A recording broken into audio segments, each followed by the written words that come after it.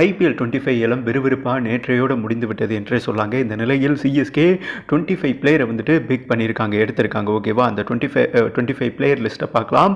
At same time பார்த்தீங்கன்னா CSK playing லெவனில் வந்துட்டு இவனுக்கு மட்டும் வாய்ப்பே இருக்காது என்று வெளிப்படையாக தோனி பேசியிருக்காருங்க. அவர் ஏலத்தில் தோனியை கேட்காம தமிழங்கிற ஒரு இதனால் எடுத்து தொலைஞ்சிட்டாயின்னு வைங்கள, 1.25 கோடியை வந்துட்டு உண்டியலில் போட்டிருக்கலாங்க, இல்லை அநாத ஆசிரமங்களுக்கு செஞ்சுட்டு போயிருக்கலாம். இவனை ஏன் எடுத்தாயின்னு தோனிக்கே புரியலை. ஓகேவா, எதனால் எடுத்தாங்க இதுவரை யாருக்குமே புரியலைங்க.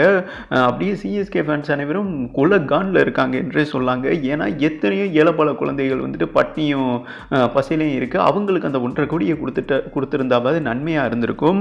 பட் இவனுக்கு ஏன் கொடுத்தாங்கன்னு தெரியல. ஓகே, இது குறித்து தோனி என்ன மென்ஷன் பண்ணியிருக்காருன்னா, விஜய் சங்கரை ஏன்டா எடுத்தீங்க, இது மிகப்பெரிய கான்வர்சேஷன் போயிருக்குங்க. ஆனால் தமிழன் என்கிற முறையில் அதாவது ஏதோ பண்ணுவான், ஒருவேளை வாட்டர் கிட்டர் எடுத்து கொடுக்க இவனை வச்சிருக்காங்களா, ஒன்றுமே புரியலைங்க. கேட்சும் பிடிக்க மாட்டான், ஃபீல்டும் பண்ண மாட்டான், பேட்டிங்கும் தெரியாது.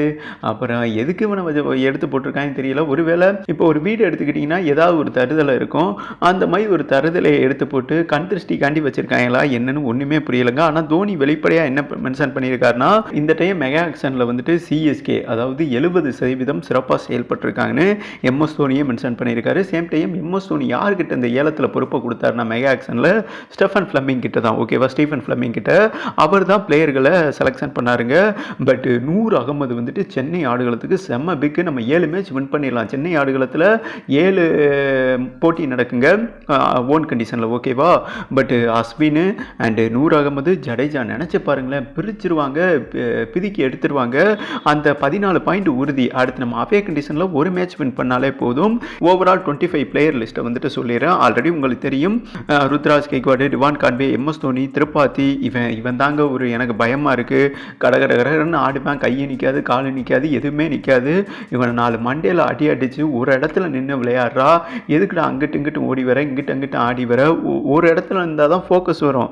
இவனை என்ன பண்ண போகிறான்னு தெரியல. இவன் சிஎஸ்கே டீமே என்ன நிலைமை கொண்டு வர போகிறான்னு தெரியல. சும்மாவே ஆடுவான், சிஎஸ்கேவா ஆட்டி விட்டு போயிடாமல் 4 அடி அடிக்கணுங்க, தலையில் அடிக்கணும். இவன் தலையில் அடித்து நின்று விளையாடு, அப்புறம் பார்த்துக்க மகனே அப்படின்னு இவனை வந்துட்டு கண்டிக்கணும்.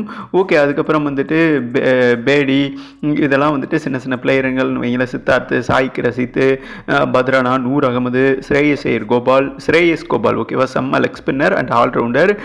கலீல் அகமது, இவருங்க அசரதீப் சிங் அண்ணன் மகன் குஜரபீட் சிங்னு நினைக்கிறேன்.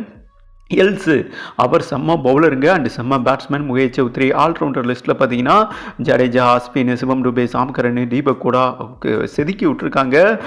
ஓவர் டன்னு இந்த விஜய் சங்கரை சேர்த்துறாதீங்க, இவன் பேரை சொன்னாலே எனக்கு பத்திக்கிட்டு தான் வருது.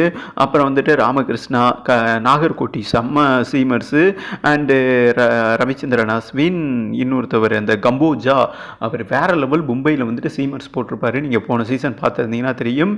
இதில் பார்த்தீங்கன்னா ஃபில்டர் பண்ணி தோனி வந்துட்டு இந்த 11 பிளேயர்கள் முதன்மையாக ஆட வாய்ப்பு இருக்கிறது என்றும் சொல்லியிருக்காருங்க. அதில் 2 சேஞ்ச் இருக்குன்னு சொல்லியிருக்காரு. அவர் பேசி அந்த முதல் பிளேயிங் லெவனை வந்துட்டு நம்ம பார்க்கலாம். Okay, Ruturaj Gaikwad, Devon Conway, ராகுல் திரிபாதி அண்ட் சிவம் டுபே, பக்கோடானா தீபக் கூடாங்க. அப்புறம் வந்துட்டு நம்ம Curran, Jadeja, MS Dhoni, Ashwin, Pathirana and Noor Ahmad, Khaleel Ahmed தான் செம்ம சீமர்ஸுங்க. அவே கண்டிஷனுக்கு சூப்பராக ஒர்க் அவுட் ஆவார். அதாவது இந்த முதல் கட்ட பிளேயிங் லெவனை தான் எம்எஸ் தோனி சொல்லியிருக்காரு இவங்களுக்கு வாய்ப்பு கிடைக்கும்னு. ஆனால் இங்கே தான் ஒரு திருத்தங்க. சென்னை ஆடுகளத்தில் விளையாடும் போது சாம்கரனை தூக்கிட்டு ராஜின் ரவீந்திரா பிளே பண்ண போகிறாங்களாமா. ஏன்னா அவர் ஸ்பின்னரை சூப்பராக அடிப்பார் and spinner, allrounder spinner. Sam Curran வந்துட்டு பார்த்தீங்கன்னா என்ன சொல்கிறது, சீமர்ஸை வெளுத்து வாங்குவார். அதனால் அவே கண்டிஷன் வரும்போது சாம்கரனுக்கு வாய்ப்பு கொடுக்க போகிறாங்க. இந்த ஸ்ட்ராட்டஜியில் தான் சிஎஸ்கே பிளேயிங் லெவன் இருக்கும் என்றும் எம்எஸ் தோனி தரப்புலேருந்து ஒரு முக்கியமான செய்தி வந்திருக்கு. இந்த பிளேயிங் லெவன் வந்துட்டு கரெக்டான உங்களோட கருத்தை போட்டு விடுங்க. இந்த விஜய் சங்கர் இந்த வீணா போன போல ஏன் எடுத்தாங்க அதையும் டேக் பண்ணி விடுங்கன்னு சொல்லிட்டு வீடியோவை கம்ப்ளீட் பண்ணுறாங்க. அந்த பிளேயிங் லெவன் லிஸ்ட்டை கொடுக்குறேன், நீங்கள் பாருங்கள். ஓகே.